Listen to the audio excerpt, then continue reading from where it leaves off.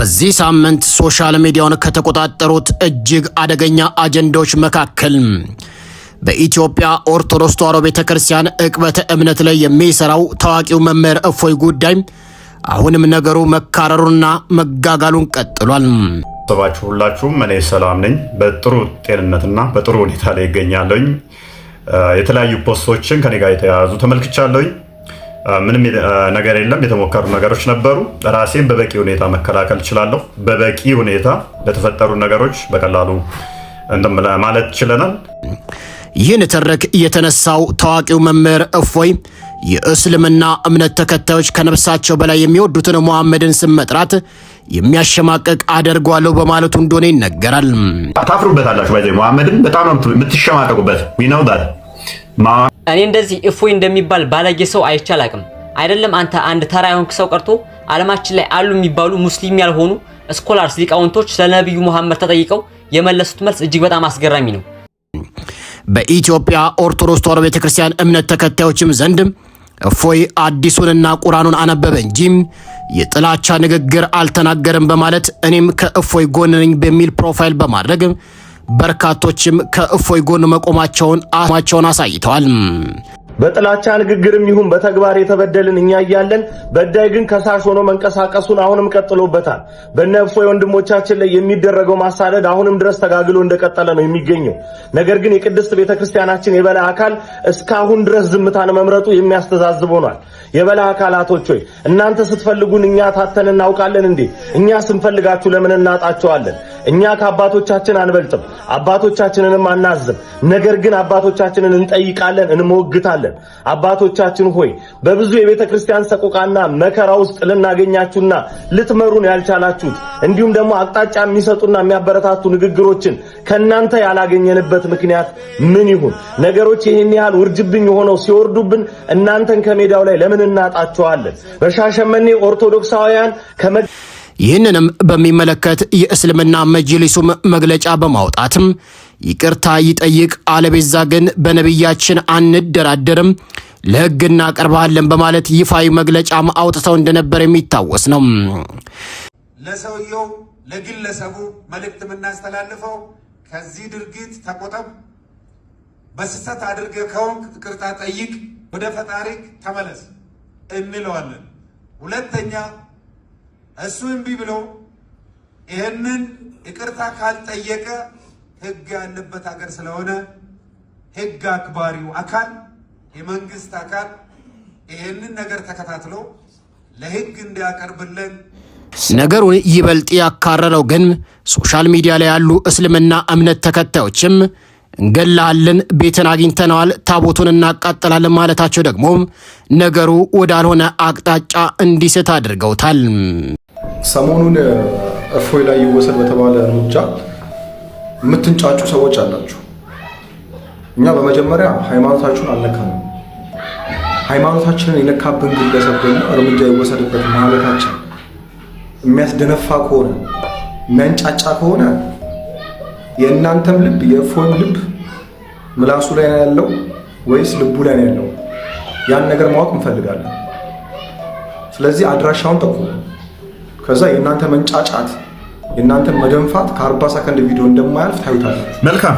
ከዚህ ኡስታዝ እንደሰማችሁት እንግዲህ የእስልምና አስተምሮ ምን አይነት እንደሆነ ከግድያ ውጪ ምንም ማያውቅ ሃይማኖት እንደሆነ ከዚህ ኡስታዝ መረዳት ትችላላችሁ ማለት ነው። እያንዳንዳቸው ኡስታዞች እነሱና ብድግ ብለው እፎይ ይገደል፣ አድራሻውን ንገሩን። እስልምና ጤናማ ሃይማኖት አይደለም። ለዚህ ነው ገዳይ ናችሁ የምንላችሁ። ከእንደዚህ አይነት አስተሳሰብ ለመሆኑ እፎይ ማን ነው? እፎይ በኢትዮጵያ ኦርቶዶክስ ተዋሕዶ ቤተክርስቲያን በሶሻል ሚዲያ ዕቅበተ እምነት ወይንም ንጽጽር የሚሰራ ወጣት ሲሆን በአሁኑ ሰዓትም ከ500 ሺህ በላይ ተከታዮችን በቲክቶክ አፈርቷል። ይህ ግለሰብ ማውራው በመረጃ ነው። ከኔ ጋር ማንኛውም ኡስታዝ በአዲሳችሁም በቁርአናችሁም መወያየት ይችላል። ካለ መረጃ ምንም ነገር አላወራም፣ የሚሞግተኝ ይግባ በማለት በርካቶችን የውይይት ጥሪ ቢያቀርብላቸውም አንዳንዶቹም እንኳን ኡስታዞች ግን ከሱ ጋር ለመወያየት ፈቃደኛ ለመሆናቸው በርካቶችን አበሳጭቷል። ኡስታዛችሁን ጥሩታ። አይመጣም፣ ኡስታዛችሁ አይመጣም። እያንዳንዱ መረጃ እንጠቅሳለን። መረጃ ለተጠቀሰበት ነገር ስድብ ሊሆን አይችልም። እፎይ ምናልባት ለቃላት አጠቃቀም ህፃናት ስለሚመለከቱት ይቅርታ ጠይቃለሁ እንጂ የማወራው የምናገረው እያንዳንዱ ንግግሬ ማስረጃ አላት ተናግሯል። ይህንንም በሚመለከት ስለ እፎይ የሃይማኖት ተቋማት መግለጫ የሰጡ ቢሆንም በቦታው አንድም ኦርቶዶክሳዊ ሚዲያዎች አለመገኘታቸው ተቋሙ ገለልተኛ አይደለም፣ ወገንተኛ ነው ሲሉ በርካታ ኦርቶዶክሳውያን ተችተዋል። በተለይ አንዳንድ የኦርቶዶክስ ክርስትና አማኝ ነን የሚሉ ግለሰቦች የእስልምናን ሃይማኖት ነብይ በሆኑት በነብዩ መሐመድ የአላህ እዝነትና ሰላም በሳቸው ላይ ይሁንና ላይ ድፍረትን የተሞላ ክብረነክ ጽያፍ ንግግር ሲያደርጉ ታይተዋል።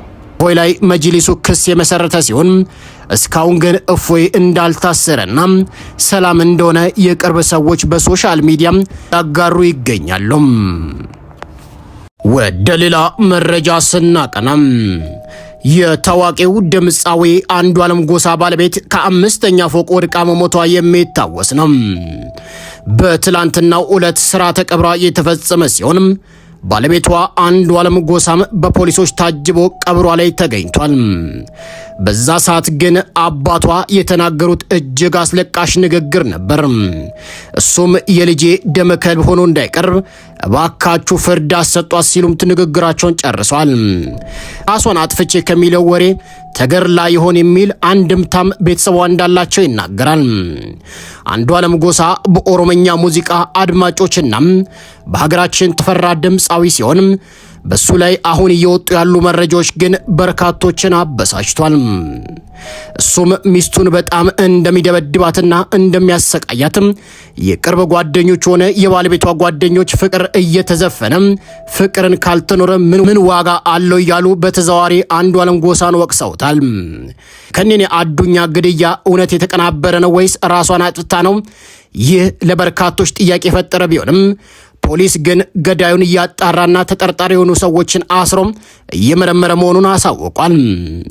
የሴቶች የህፃናት ግድያም በሀገራችን እየተለመደ መምጣቱን ነገሩን ከባድም ያደርገዋል። ወደ መጨረሻው መረጃ ስናቀና ደግሞ በርካቶች የሚጎርፉባት ከ300 በላይ ባሶች የሚሄዱባት እጅግ ታሪካዊቷ ስውሯ ማርያም ገዳም ጉዳይ እጅግ አሳሳቢ ሆኖ በዚህ ገዳም እጅግ አሳሳቢ ሆኗል። በዚህ ገዳም ላይ 3 ሰዎች ህይወታቸውን ማለፋቸውን አንዳንድ ምንጮች የተናገሩ ሲሆን ይህ የሆነው ደግሞ ገዳሙን የሚመሩ አንዳንድ ሰዎች ገዳሙን በሚገባ ባለመስተዳደራቸው ነው ሲሉ በርካቶች ስሞታቸውን እያቀረቡ ይገኛሉ። የገዳሙ ፕሮግራም መሪና የገዳሙ ጉዞ አዘጋጅ የሆነችው ሴትም አውደ ምሕረት ላይ ወጥታ ተሰብካለችም፣ ሲያሻት በታጣቂ ጋርዶችም ታስደበድበናለች፣ ከሷ ጉዞ ማህበር ውጪ አንድ መኪና እንዳይገባ ከልክላለች፣ እጅግ አምባገነን አሰራር አለ፣ እባካችሁ መፍትሄ ሊሰጠው ይገባል ይላሉ።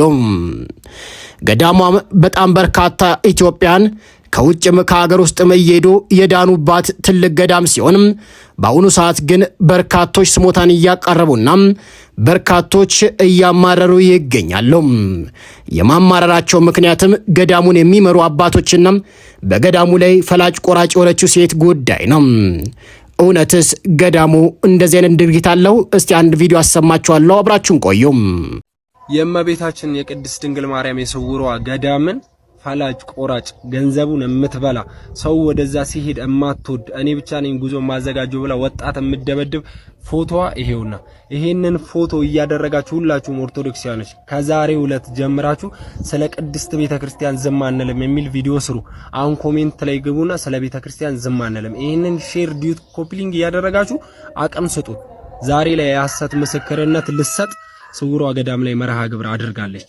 ህዝቡ ጋር ተላልፎ የሐሰት ምስክርነት እንዳይሰማ ወጣቶች ይሄንን ቪዲዮ በደንብ አድርሱልን። በደንብ ከሚባለው በላይ በየመንገዱ የተሰቃያችሁ ጉዞ እያዘጋጃችሁ መሄድ እየፈለጋችሁ አሁንም ድረስ መሄድ ቤት በኩል እንሂድ መረጃ ስጡን የምትሉ ሰዎች ካላችሁ ደግሞ ቴሌግራም ሊንክ አዘጋጅተንላችኋል። እዛ ላይ እየገባችሁ አድ ሁኑና ሰው በደንብ አድ አድርጉ። ዛሬ ትናንትናው ዕለት ማለትም እሁድ በስውሯ ማርያም ገዳም ምን ተፈጠረ?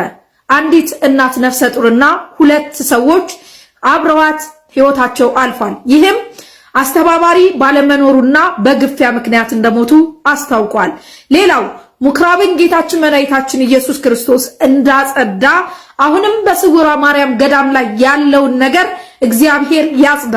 በጉዞ በግል መኪናቸውና እንዲሁም ሌላ የጉዞ ማህበራት ልጆች ሲሄዱ እየተደበደቡና አካላቸው እየጎደለ ይታወቃል። ይህንንም ብዙ ወንድሞቻችን አሁን ላይ ቅሬታ እያቀረቡ ነው። የቤተ ክህነቱ አባቶች ዝምታ መርጠው አሁንም ከወረዳ እስከ ታጣቂ ድረስ ልጅቷ እየከፈለች ማስተዋል በምትባል ሴት ያ ቤተ ክርስቲያን ይመራል። ስለዚህ ኦርቶዶክሳውያን ወንድሞቻችንና እህቶቻችን ባንድ በመቆም ይህንን ነገር እናስቁም።